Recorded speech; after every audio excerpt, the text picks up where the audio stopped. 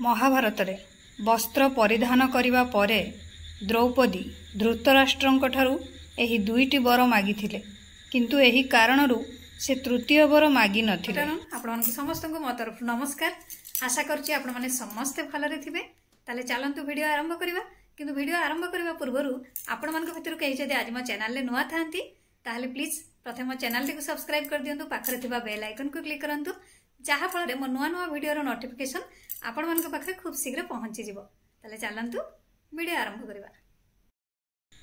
द्रौपदी तांको पोशाक खोलिबा परे केउ वर मागिथिले?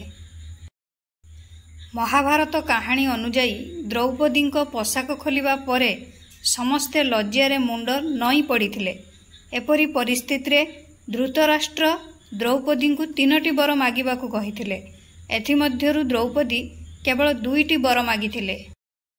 महाभारत कहानी रे समस्ते जानती जे केउ परिस्थिति रे युधिष्ठिरंक समेत समस्त पांडव द्रौपदी को बाजी लगाइथिले। शकुनी एवं दुर्योधन, धर्मराज युधिष्ठिर एवं पांडवंक मन सहित एपरी खेलुथिले जे सेमाने जहा हराइथिले ताहा फेरी पाइबा आशारे गोटिए परे गोटिए सबु किछि बाजी लगाई देथिले। सेमाने तांको स्त्री द्रौपदी को मध्य बाजी लगाइथिले। द्रौपदी को वस्त्र हटाइबा समय रे भगवान श्रीकृष्ण तांको एक अदृश्य रूप रे रक्षा करिथिले।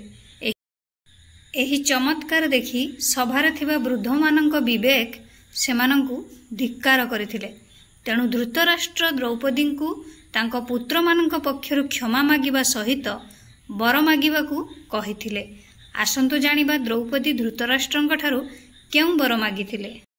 जेतेबेले पांडव माने जुआ खेल रे द्रौपदी को हराइथिले, जेतेबेले दुशासन द्रौपदी को राजप्रसादर राजसभा को टाणी नहीं गले, द्रौपदी तांको लज्जा रक्षा करिबा पई भगवान श्रीकृष्ण को डाकिबाकू लागिले। एहा मने हेउथला जेपरी भगवान श्रीकृष्ण द्रौपदी को जंत्रणादायक कांदणा शुणिछंती।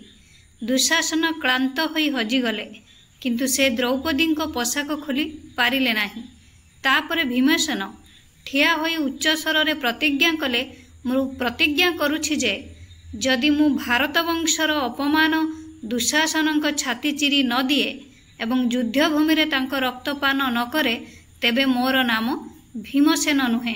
एहा सहित भीम मध्य प्रतिज्ञा करिथिले जे दुर्योधनक जंघ भांगी सेतरु बाहारुथुबा रक्तरे द्रौपदी केश सिंचन करिवे।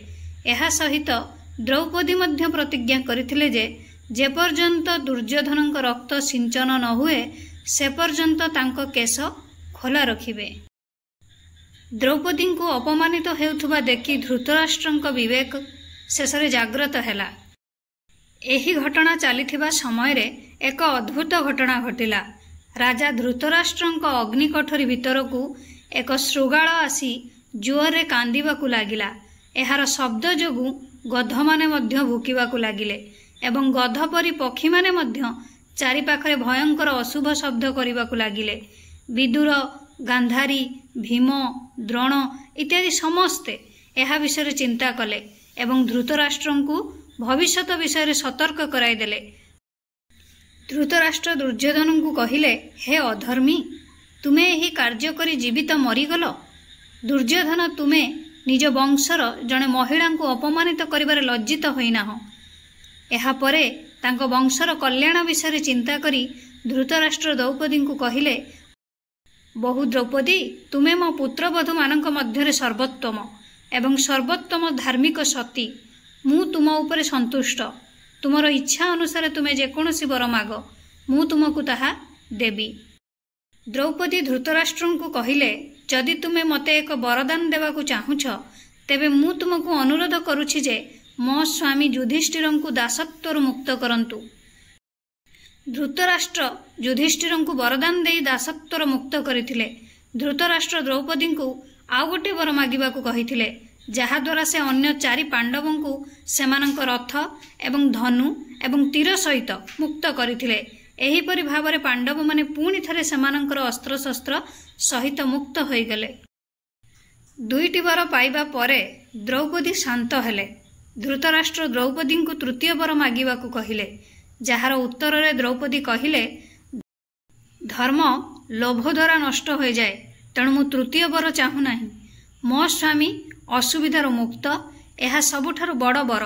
ଭବିଷ୍ୟତରେ ଏହି ଲୋକମାନେ ସେମାନଙ୍କର ଭଲ କାମ ଦ୍ୱାରା ନିଜର କଲ୍ୟାଣ କରିବେ।